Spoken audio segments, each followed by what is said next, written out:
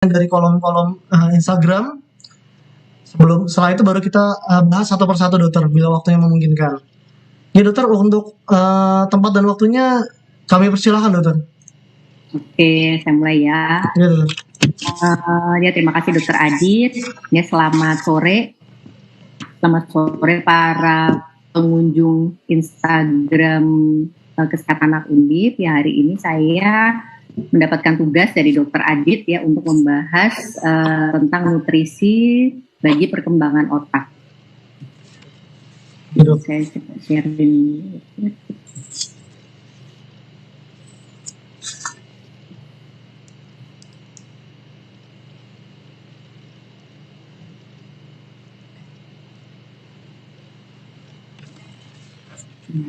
Bentar ya, Dit.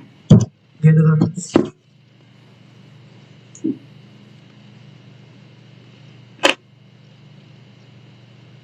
Udah kelihatan, Dit? Kelihatan dokter, kelihatan.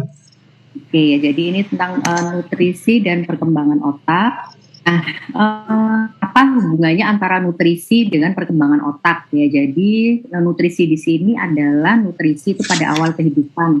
Ya awal kehidupan itu kapan ya? Jadi awal kehidupan itu dimulai sejak masa konsepsi. Ya, jadi masa konsepsi itu kapan? Ya, sejak awal dari kehamilan. Ya, jadi nutrisi pada awal kehamilan atau awal kehidupan itu sangat penting ya, sangat penting karena dia punya efek jangka pendek dan jangka panjang. Ya, jadi jangka pendeknya nih tadi ya, jadi jangka pendek itu berhubungan dengan perkembangan otak ya, yang mana nanti perkembangan otak ini pada masa jangka panjang dia akan mempengaruhi fungsi kognitif dan kemampuan belajar. Ya, jadi nanti kelihatannya itu baru saat dia di masa sekolah ya, jadi waktu dia masih di bawah 2 tahun dia tidak terlihat ya, yang terlihat itu adalah ukuran dari tingkar kepalanya biasanya ya, tapi bagaimana fungsinya itu dia baru akan kelihatan dampaknya setelah dia berada pada masa sekolah. Nah, ini dapat dilihat di sini ya, jadi pada saat lahir itu berat otak itu hanya 25% dari berat otak saat dewasa. Kemudian pada akhir usia 6 tahun, berat otak sendiri meningkat sampai 95% dari berat otak dewasa. Ya, jadi otak kita sekarang itu 95%-nya itu sudah terbentuk saat usia 6 tahun. Ya, jadi sejak usia 6 tahun sampai sekarang itu ya hanya bertambah sekitar 5% saja. Nah, peningkatan ini itu disebabkan karena adanya sinaptogenesis ya, atau ada terjadinya hubungan-hubungan antara saraf di otak ya, dan adanya mielinisasi. Nah, ini adalah gambaran ya, jadi gambaran bagaimana perkembangan otak itu sendiri. Ya, jadi bisa dilihat di sini ya, jadi perkembangan otak itu sangat terjadi pada awal kehidupan ya, bahkan dia sebelum lahir itu tuh otak itu sudah berkembang.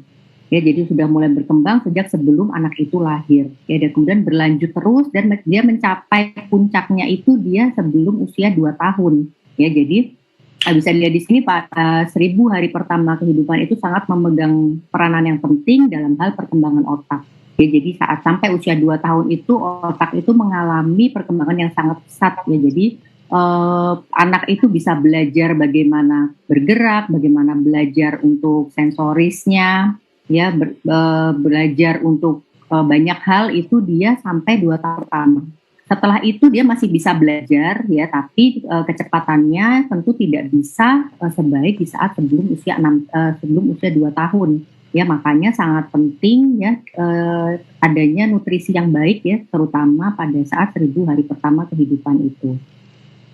Nah, banyak yang membicarakan tentang nutrisi apa saja sih yang penting untuk perkembangan otak. Ya, jadi untuk memperoleh tumbuh kembang yang optimal tentunya dibutuhkan nutrisi, pengasuhan atau stimulasi dan lingkungan yang baik.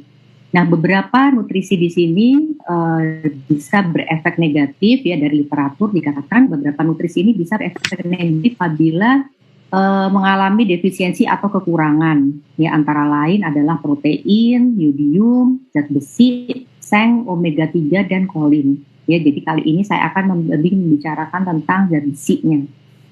Nah, fungsi zat besi sendiri itu adalah sebagai formulasi dari hemoglobin. Ya, kemudian dia fungsinya adalah mengikat oksigen untuk aktivitas otot, untuk sistem imun, untuk perkembangan dan fungsi otak, serta berperan dalam fungsi tiroid. Nah, terjadinya apabila ya pada seorang anak itu mengalami defisiensi atau kekurangan zat besi, ya dia akan mempengaruhi dari perkembangan dari sel-sel syaraf juga. Ya, jadi pertumbuhan sel sarafnya itu mengalami terganggu. Kemudian ada tadi mielinisasi yang harusnya terjadi sangat pesat pada usia awal kehidupan, ya karena terjadi kekurangan zat besi, maka dia akan terjadi pembentukan mielinisasi yang menurun. Ya, nah hal-hal tersebut ini bisa menyebabkan terjadinya gangguan dari cara belajar dia ya, jadi gangguan dari proses pembelajaran dari seorang anak. Nah, kenapa bisa terjadi defisiensi besi? Ya, jadi pada usia 6 sampai 24 bulan, ya, tapi kalau misalnya pada usia 0 sampai 6 bulan itu besi itu sudah bisa didapatkan dari ASI, ya, dan didapatkan dari cadangan sejak masa kehamilan. Nah, yang sering terjadi defisiensi besi itu adalah pada usia 6 sampai 24 bulan. Ya, jadi kenapa bisa sering terjadi defisiensi besi? Ya, jadi pada usia 6 sampai 24 bulan itu sering ya diberikan MPASI yang rendah zat besi, kemudian diberikan makanan-makanan yang bisa menghambat penyerapan dari zat besi tersebut. Kemudian bisa juga terjadi kehilangan besi di usus ya apabila anak tersebut mengalami cacingan. Nah, pada masa MPASI ya, jadi pada masa MPASI itu terjadi kesenjangan nutrisi ya. Berikut ini ada beberapa zat nutrisi yang mengalami kesenjangan pada saat pemberian MPASI ya. Jadi terjadi kesenjangan energi, kemudian kesenjangan protein, kesenjangan besi, kesenjangan seng. Nah, kesenjangan ini itu yang harus dipenuhi dari pemberian MPASI ya. Jadi makanya pemberian MPASI itu harus memenuhi pemenuhan dari zat-zat gizi berikut ini ya. Jadi makanya MPASI itu tidak hanya asal kenyang saja ya, tidak hanya asal habis satu mangkok atau berapa sendok gitu ya, tapi isi dari MPASI tersebut harus melengkapi dari apa yang tidak bisa lagi diberikan oleh ASI. Nah, ini adalah kesenjangan zat besi ya. Jadi pada usia 0 sampai 5 bulan ya, jadi pada usia 0 sampai 6 bulan, nah ASI besi itu bisa dipenuhi dari cadangan selama ibunya hamil ya, jadi sudah dicadangkan ke bayinya, kemudian bisa diisi juga dari pemberian ASI.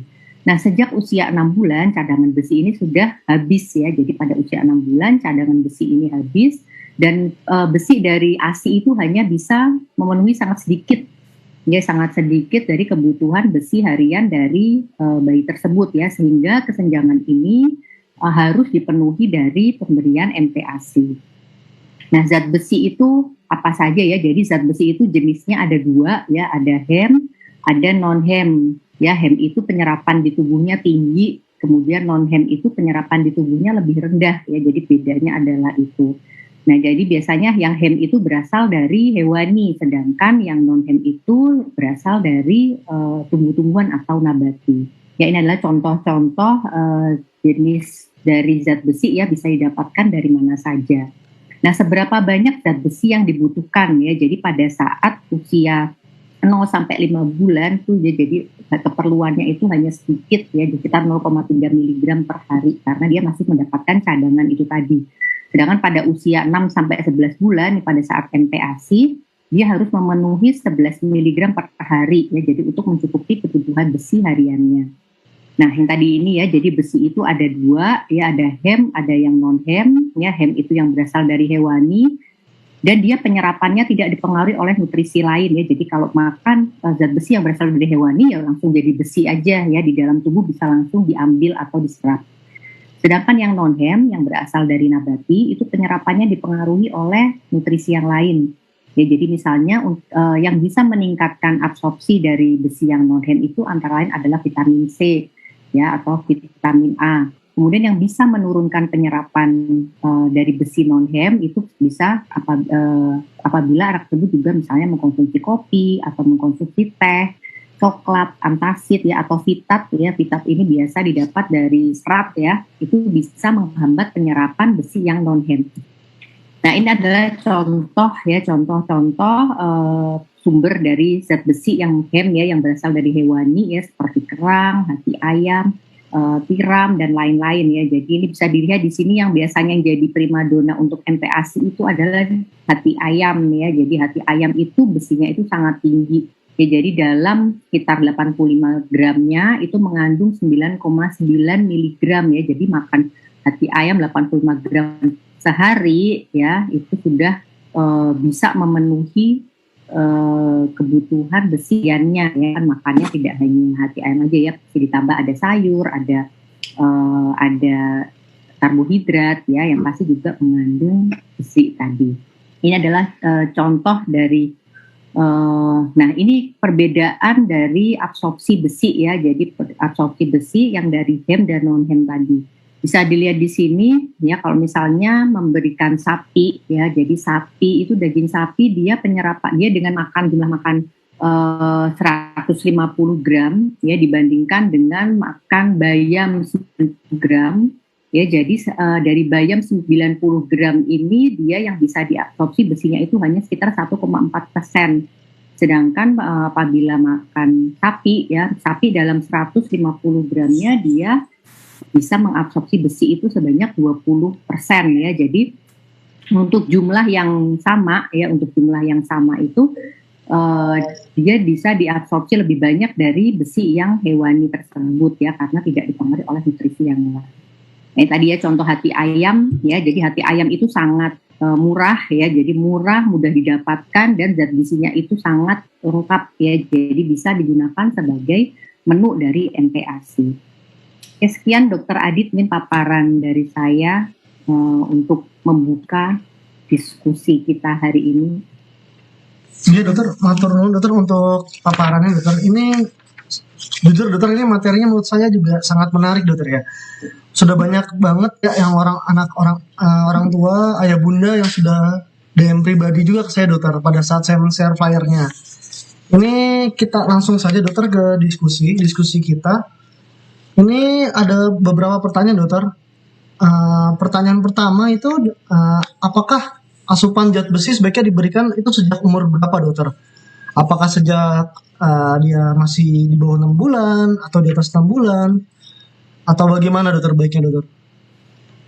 Zat besi tentu tadi dokter jadi diperlukan itu dia memang sejak masa kehamilan ya, jadi sejak konsepsi tadi ya. Jadi kalau misalnya dia masih ibunya dalam keadaan hamil, tentu zat besi itu harus dipenuhi oleh ibu hamil tersebut ya. Jadi makanya kalau ibu hamil itu dia jangan sampai terjadi anemia ya, karena selain berbahaya untuk ibunya juga berbahaya untuk bayinya sendiri. Kemudian tentu pada saat usia 0 sampai 6 bulan zat besi juga sangat diperlukan ya. Jadi pada 1000 hari pertama itu sangat diperlukan pemberian zat besi yang cukup ya, atau yang adekuat ya untuk perkembangan otak dari anak tersebut.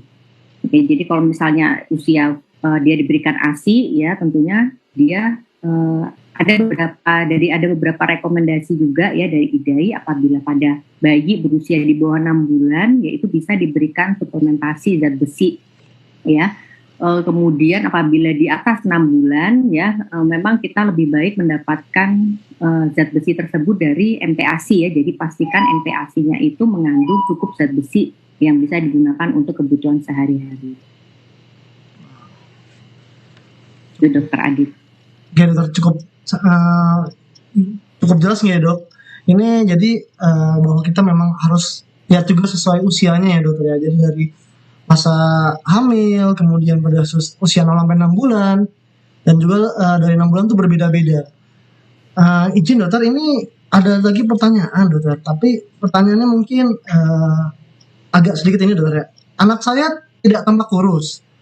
Apakah dapat diartikan bahwa perkembangan otak anak saya itu baik? Jadi anaknya, kalau dari pertanyaannya, anaknya itu tidak kurus, anaknya cukup berat badannya.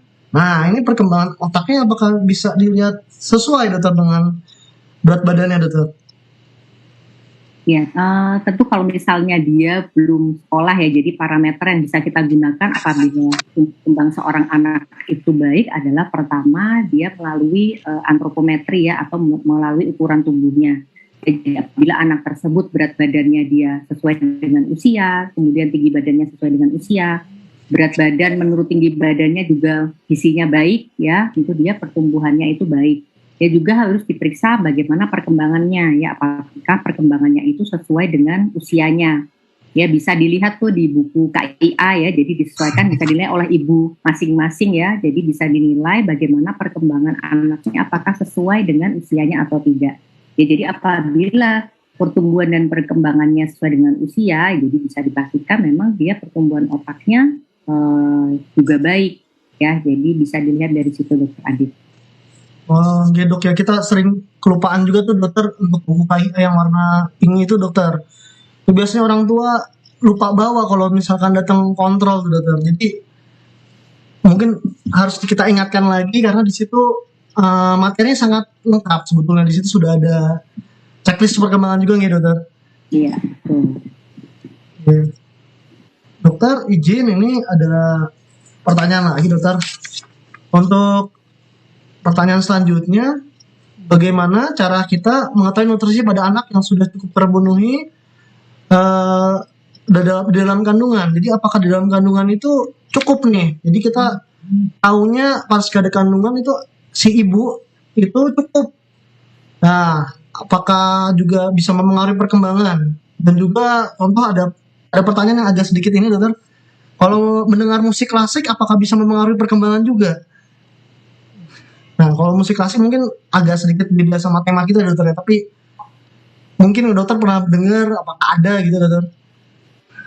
Ya, jadi memang kalau selama kehamilan itu pasti ya, jadi juga bisa memprediksi apakah nanti bayinya nanti akan tumbuh baik atau tidak ya. Bagaimana cara mengukurnya? Ya tentu saja dari bagaimana perkembangan dari bayinya selama kontrol. Ya jadi kalau selama kontrol itu kan pasti akan dinilai bagaimana pertambahan berat badan ibu ya, kemudian bagaimana pertambahan berat badan dan ukuran-ukuran tubuh dari janin tersebut. Ya, jadi dari situ bisa dipastikan apakah pertumbuhannya itu baik atau tidak.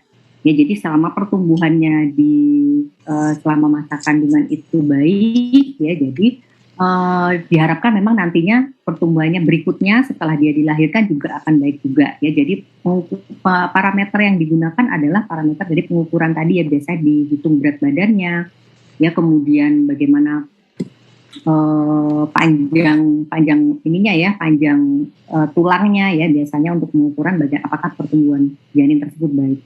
Kemudian tadi musik klasik ya, mungkin musik klasik ini ada bagian dari stimulasi ya. Jadi tadi yang dikatakan bahwa bagaimana anak tersebut bisa bertumbuh dan berkembang secara optimal ya, tadi juga selain dari nutrisi yang baik tentu juga dari stimulasi yang baik ya. Stimulasi yang baik itu bisa banyak hal ya, tentu kalau di dalam kandungan tadi salah satunya bisa musik klasik, tapi alangkah baiknya mungkin lebih baik mendengarkan suara orang tuanya ya, daripada jadi diajak ngobrol gitu ya, daripada hanya didengarkan musik klasik aja.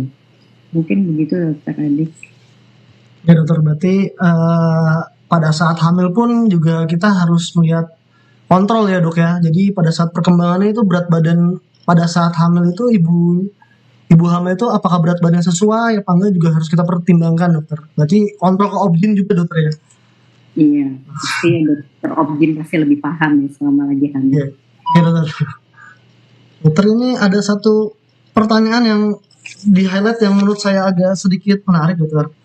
Dokter, anak saya suka makan permen dan coklat.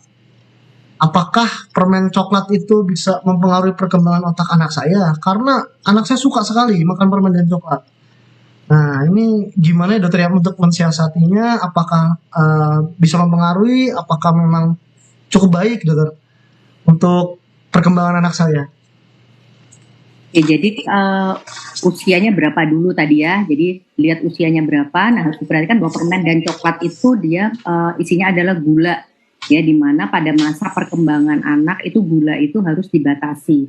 Ya, dikatakan bahwa gula itu dia mempunyai reseptor yang sama seperti zat aditif ya. Jadi kalau misalnya dia makanya banyak ya kita kalau kenal itu dia seperti craving untuk gula gitu ya. Jadi kalau nggak ada gula dia gelisah gitu ya. Jadi itu karena reseptornya adalah mirip ya kerjanya seperti zat aditif.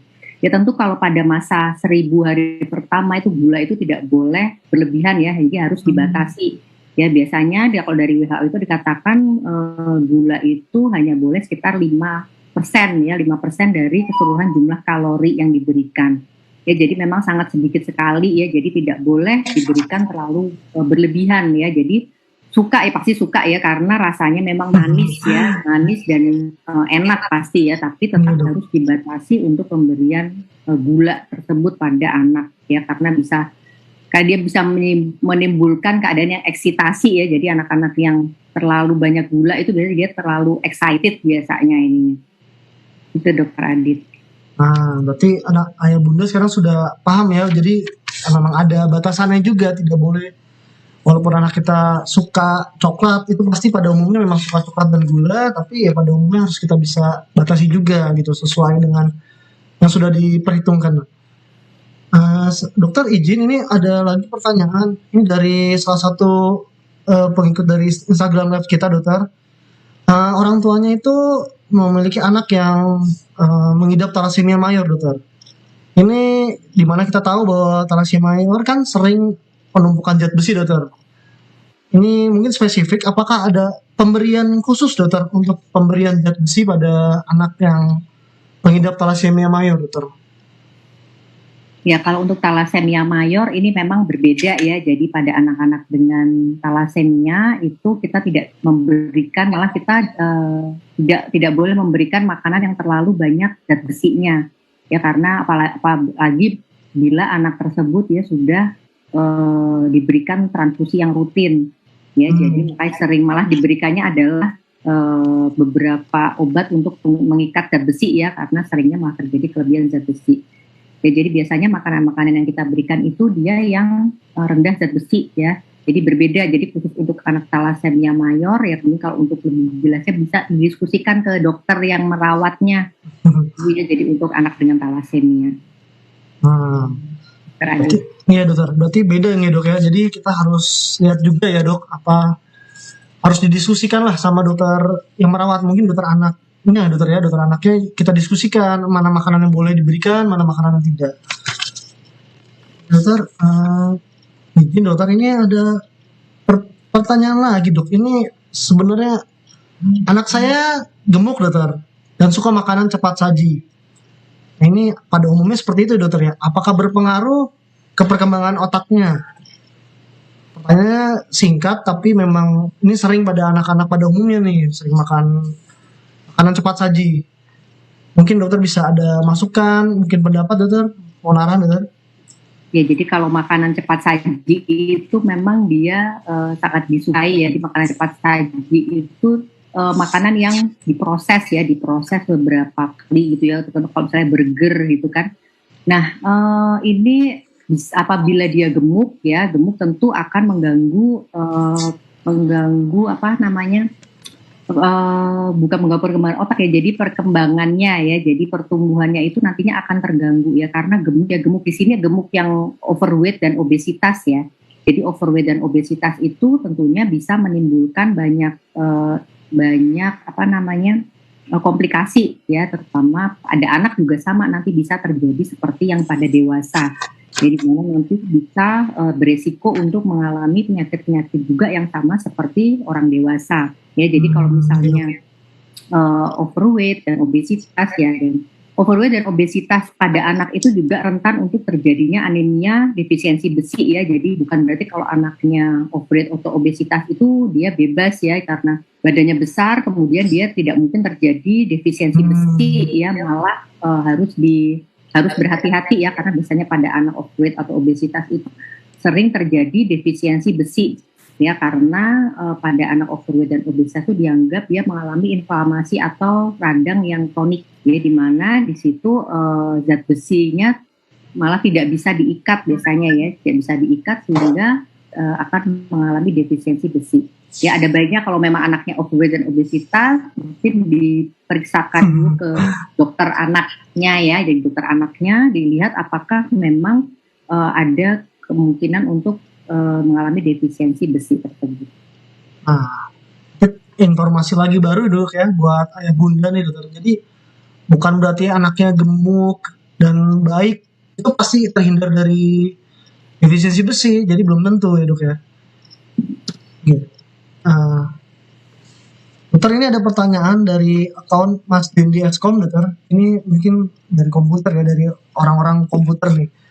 Dokter mau tanya, ini selain dari yang tadi seperti zat besi, makanan apa saja yang bisa membantu anak saya sehingga pertumbuhan anak saya tuh baik optimal. Ini saya takut anak saya tidak bisa jadi anak yang cerdas katanya dok. Waduh, ya ya ini pasti pertanyaan banyak orang tua ya. Pasti kan maunya anaknya cerdas, pintar, bisa bisa bisa inilah bisa jadi kebanggaan orang tua gitu dokter. Mungkin ada yang bisa ditambahkan dokter, mungkin makanan apa gitu dokter? Makanan apa? Jadi makanan yang baik itu adalah makanan yang isinya lengkap dan bervariasi ya. Maksudnya lengkap itu adalah dia mengandung semua unsur dari makronutrien dan mikronutrien ya. Jadi makronutrien itu apa aja? Dia harus lengkap dari karbohidrat, dari protein ya. Di sini protein itu terutama adalah protein hewani ya. Kemudian harus ada lemak dan sayur. Ya, apabila itu makanan dilengkapi, kemudian menunya bervariasi, tentu bisa menunjang dari kebutuhan gizi anak tersebut sehingga pertumbuhannya dapat optimal. Mungkin tadi orang tua yang menanyakannya itu takut tadi dok ya, maksudnya anak saya udah cukup apa enggak? Nah, udah setelah dengar penjelasan dokter Rina ini pasti sudah jelas ya. Jadi makanan yang diberikan tuh harus bervariasi. Jadi nggak cuma satu jenis makanan, harus lengkap dan bervariasi. Dokter, ini ada satu pertanyaan lagi dokter. Anak saya mendapatkan susu. Nah, susu itu yang paling baik itu jenis susunya apakah susu bubuk, kental manis, atau kemasan? Mana dok ya yang lebih baik ya dok ya? Ini umur berapa dulu ya dokter Adit? Umurnya, aduh mohon maaf dokter, ini tidak dituliskan umur berapa dokter. Jadi harus lihat usianya ya. Kalau untuk 0 sampai 6 bulan itu tentu ASI adalah yang utama ya. Itu udah nggak ada tandingannya lagi ya. Jadi mau susu formula merek paling mahal itu tetap yang utama adalah ASI ya. Jadi kemudian nah biasanya setelah pada usia 6 sampai 24 bulan ya itu kita sudah mulai memberikan MPASI ya. Jadi ASI itu sudah bukan lagi makanan yang utama ya. Jadi yang utama itu adalah MPASI-nya. Jadi anak itu di situ belajar supaya nantinya bisa makan dengan baik ya. Jadi dari periode pembelajaran untuk makannya. Ya, jadi seringnya orang tua mungkin ini yang udah di atas 2 tahun ya, susu apa yang baik ya. Jadi susu apa aja itu kalau di atas 2 tahun itu sama ya. Jadi sama karena apa? Karena susu sendiri sudah bukan merupakan makanan utama lagi. Ya, jadi asalkan anaknya sudah makan dengan baik ya, jadi menunya lengkap dan bervariasi, maka susu itu bukan yang utama lagi ya. Jadi susu itu adalah bertambahan untuk protein dan kalsium terutama di atas 2 tahun. Ya, jadi sudah tidak masalah kalau dari 2 tahun mau diberikan susu bubuk atau diberikan susu cair ya. Jadi asalkan memang dia makannya itu sudah baik ya, sudah menu lengkap, bervariasi, pertumbuhan anaknya juga baik ya, yang bisa dilihat dari KMS-nya. Gitu. Pak, ya dokter, ini juga jadi tambahan lagi buat not buat dari ayah dan bunda dokter yang menonton, bahwa memang sesuai usia juga dokter ya. Dari usia 6 bulan kita bisa berikan itu paling utama ASI, 6 bulan sampai ASI yang bervariasi udah baik, dan di atas 2 tahun sudah nggak lagi dengan minum susu saja dokter, asalkan menunya lengkap baik buat anak. Dokter izin, ini ada pertanyaan dari kolom komentar Instagram lagi dokter. Bagaimana mencukupi kebutuhan gizi pada anak dengan alergi dokter? Dengan alergi terhadap sejumlah makanan seperti telur, susu, ikan. Nah, agar perkembangan otaknya maksimal, walaupun dia ada alergi beberapa macam makanan seperti telur, susu, dan ikan dokter. Ini cara mensiasatinya bagaimana ya dokter? Jadi kalau untuk anak alergi memang dia berbeda ya dari anak yang tidak alergi ya. Ya tentu ini mungkin harus dikonsultasikan ya. Jadi kalau ngomong di sini mungkin tidak bisa karena anak itu sifatnya individual juga ya. Jadi memang kalau untuk anak dengan alergi tentu pemberian makannya berbeda ya, berbeda caranya dan apa saja yang boleh diberikan, caranya bagaimana, kemudian menentukan kebutuhannya juga berbeda. Ya mungkin bisa langsung datang ke dokter anak, dokter dari anaknya ya, jadi bisa dikonsultasikan secara pribadi ya bagaimana cara pemberian makanan pada anak yang dengan alergi. Ya, baik dokter. Dokter, ini ada lagi pertanyaan. Pada anak yang mendapat ASI dari lahir, mulai usia berapa mendapat suplementasi besi dan diberikan sampai kapan? Ini sebetulnya di slide dokter tadi sudah disinggung ya dok. Mungkin tadi belum sempat mendengar, mungkin bisa diulang sedikit dokter, mohon izin dokter. Oh ya, jadi kalau berdasarkan rekomendasi IDAI, jadi suplementasi zat besi itu bisa diberikan sejak bayi tersebut lahir ya, karena sangat tingginya angka atau insidensi zat besi, defisiensi zat besi ya di tempat kita ya. Tapi sebenarnya apabila ibu tersebut dia tidak mengalami anemia selama kehamilan ya, jadi dikatakan juga bahwa selama sampai usia 6 bulan itu sebenarnya cadangan besinya itu masih cukup. Ya, kemudian di atas 6 bulan itu dia bisa mendapatkan asupan zat besinya dari makanan dari MPASI-nya. Ya, tapi memang ada baiknya ya bisa diprogramkan dari bayi tersebut untuk dicek ya. Jadi seringnya itu dicek itu apabila bayi tersebut di atas 10 bulan ya. Jadi bisa dengan screening, terutama apabila bayi tersebut dia pertumbuhannya tidak baik. Ya, jadi bisa dilihat apakah bayi tersebut mengalami defisiensi zat besi.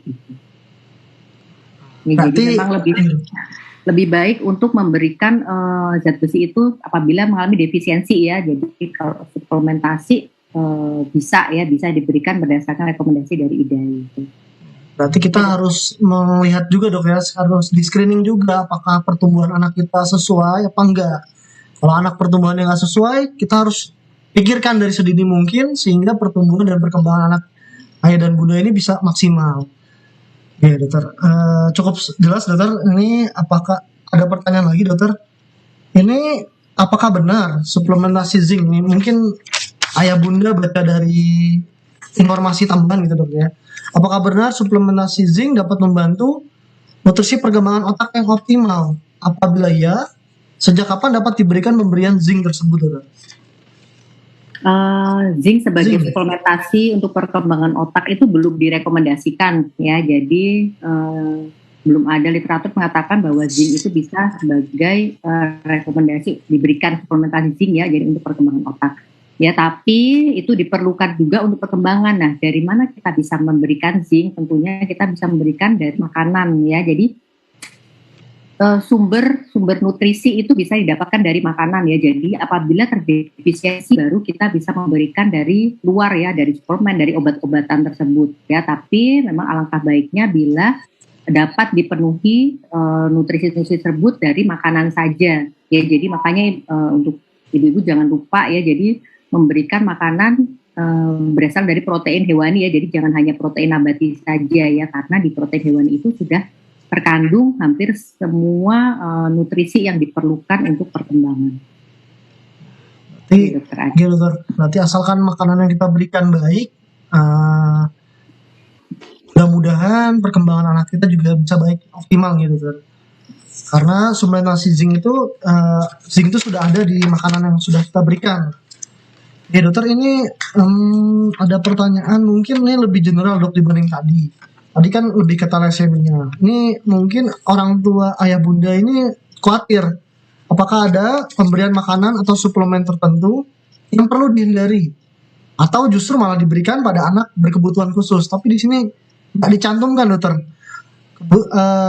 Apakah anak tersebut dengan apa, menderita apa, nggak dicantumkan sehingga optimal pertumbuhan otaknya. Jadi apakah ada yang harus dihindari pada anak-anak tertentu dan apakah yang harus diberikan untuk anak-anak tertentu dokter? Oke, berkebutuhan khususnya. Iya dok, berkebutuhan khususnya nggak disampaikan dok. Ini berbeda-beda ya. Jadi intinya pesan saya adalah tetap dalam memberikan makanan pada anak itu menunya adalah menu lengkap tadi ya. Jadi tidak hanya pilih-pilih dari satu menu saja ya. Jadi satu menu saja, kemudian biasanya masih sampai sekarang itu masih menu favorit adalah nasi dengan sayur bening bayam atau sayur sop. Ya, jadi kan saya tetap memberikan makanan yang bervariasi ya, makanan bervariasi, dan jangan lupa memberikan lauk ya. Lauk itu adalah protein ya. Jadi protein itu jangan dilupakan, terutama proteinnya adalah protein hewani. Ya, tetap untuk melengkapnya itu. Ya dokter, berarti kita nggak usah terlalu khawatir asalkan makanan yang kita berikan untuk anak kita itu bervariasi dokter ya, dan cukup gitu. Dokter, izin ini ada pertanyaan dari tadi kan kita ngomongnya kekurangan nutrisi terus dokter. Ternyata ada juga yang bertanya dokter. Apakah ada efek terhadap perkembangan otak si kecil jika kita memberikan suplementasi besi terus menerus? Atau malah berlebihan nih dokter? Ada nggak sih efeknya? Mungkin ayah bunda nih khawatir nih kita ngasihnya terlalu banyak makanan tertentu sehingga perkembangan anaknya malah terhambat kalau berlebihan itu. Oh ya, jadi besi ya, jadi apapun yang berlebihan itu memang pasti akan menimbulkan efek yang tidak baik ya, sama seperti halnya dengan besi ya. Jadi apabila besi itu berlebihan juga bisa menimbulkan efek yang tidak baik terhadap pertumbuhan anak. Ya, jadi seberapa banyak yang seberapa banyak yang disebut terlalu banyak gitu ya. Nah ya, kalau tadi berdasarkan rekomendasi IDAI, kalau diberikan suplementasi dan dosisnya itu sudah yang dihitungkan oleh dokter masing-masing, ya tentunya itu masih aman ya, masih dalam batas aman. Ya, jadi dan perlu dilihat ya, jadi apa kalau misalnya dia diberikan dengan sebagai dosis terapi ya, jadi bukan sebagai suplementasi tapi diberikan sebagai terapi, tentu itu harus diperiksa secara berkala. Ya, diperiksa secara berkala, apabila memang sudah cukup maka kita harus menurunkan dosisnya ya, atau diberikan dosisnya adalah dalam berupa suplementasi.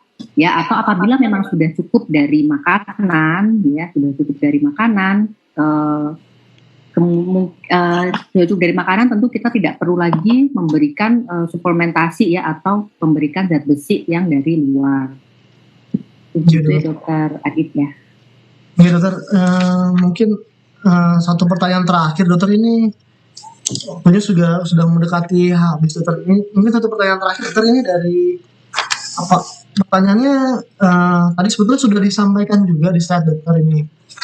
Apakah pemberian omega 3 baik untuk perkembangan otak? Apakah yang disarankan itu berupa suplemen atau hanya dengan makan ikan dokter? Ya, jadi tadi ya, jadi banyak beberapa nutrisi yang memang diperlukan untuk yang dipercaya dia berpengaruh terhadap perkembangan otak ya. Nah, suplementasi ya, jadi suplementasi itu kalau dari saya ya, jadi saya karena saya di nutrisi dan metabolik ya, jadi suplementasi itu tidak diperlukan apabila makan anaknya itu sudah baik ya. Sudah baik itu artinya apa? Anaknya tidak mengalami kesulitan makan, anaknya bisa makan yang bervariasi ya, jadi menunya bervariasi, kemudian anak tersebut tidak mengalami gangguan pertumbuhan.